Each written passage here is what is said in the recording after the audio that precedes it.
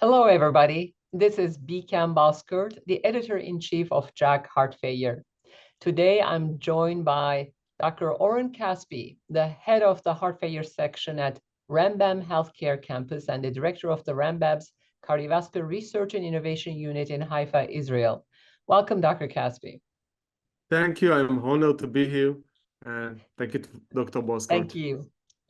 And Dr. Caspi, today we're going to talk about your very exciting randomized study, the Diuresis efficacy in ambulatory congested heart failure patients, the intra-patient comparison of 3 diuretic regimens, the DEA-HF trial, which you just presented at the ESC-HFA meeting in Lisbon.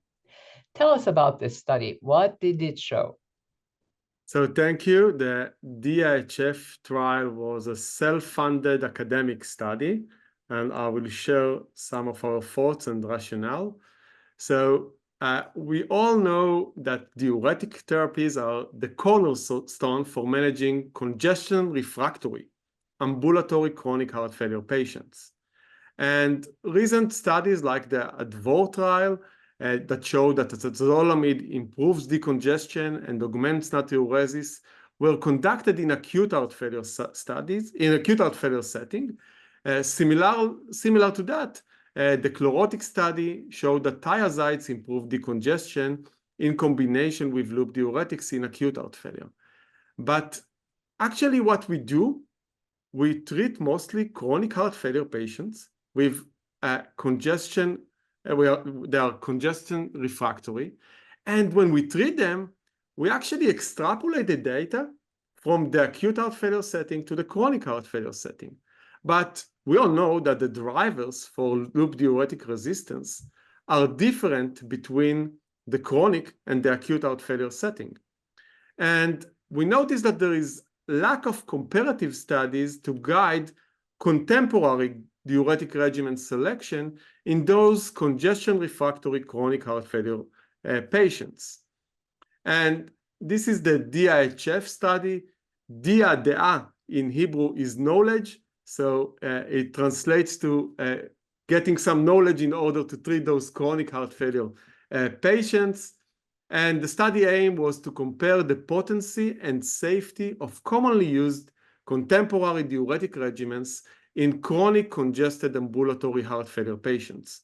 And we used 3 diuretic regimens.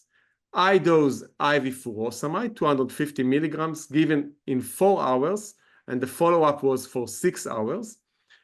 The other regimen was IV furosemide, the high-dose IV furosemide with oral metolazone.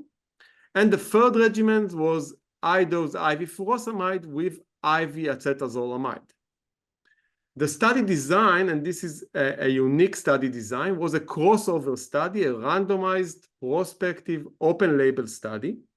So each patient was randomized to 1 out of 6 drug sequences. So every patient got all the regimens evaluated in the study 1 week apart. This allowed us to conduct intra-patient comparison, and the study design allowed us to minimize any carryover effect or at least most of the carryover effect. At week 4, we assessed the effect of the week 3 treatment. The patient population in the study were those patients that are treated in our ambulatory care unit. They are given once weekly diuretic regimens. They had a median age of 72 years old. 60% of them were males. There were half HFpEF and half FREF. Most of them NYHA class 3, as you can notice. They were highly congested with NT-proBNP of 3,500, although a baseline furosemide treatment of 160 milligrams. Their baseline eGFR was 41, and the baseline creatinine was 1.8. They were on high dose, good guideline-directed medical therapy, and this is important here. They were on 95% of SGLT2 inhibitors, 90% of MRAs, 95% of beta blockers, and 76% of ACE, ARB, or ARNIs.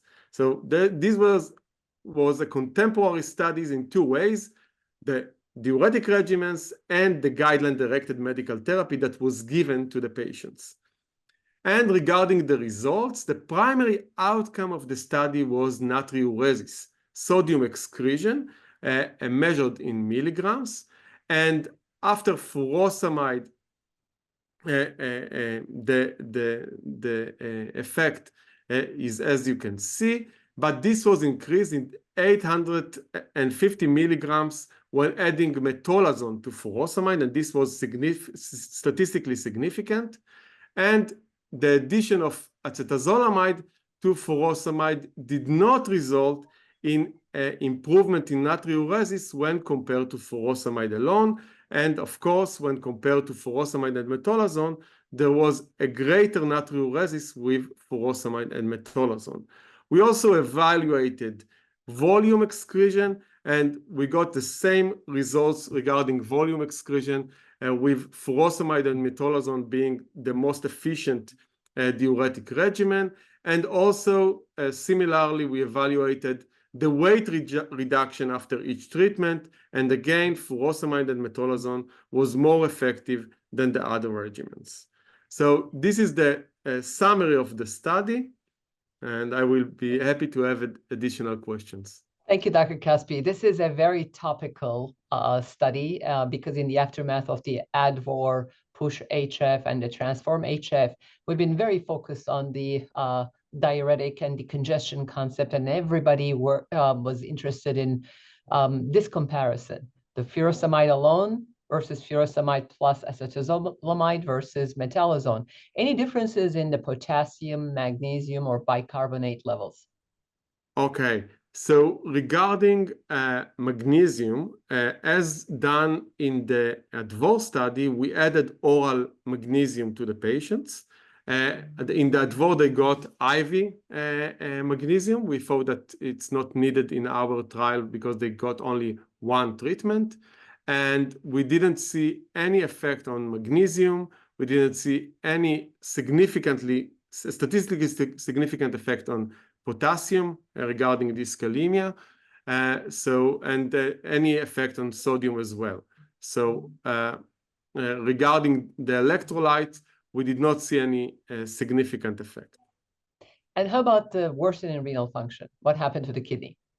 So regarding worsening of renal function, we saw a slight increase in creatinine, or slight decrease in eGFR for the furosemide and metolazone. I think that given the efficient natriuresis, this is almost physiological, to be honest. None of those resulted in admission to the hospital because of acute kidney injury. So this was not translated into a clinical meaningful outcome. Thank you for this wonderful summary.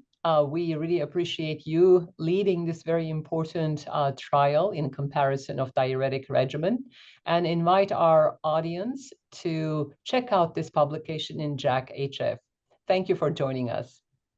Thank you so much. It's an honor for us to publish at JACC-HF. Thank you.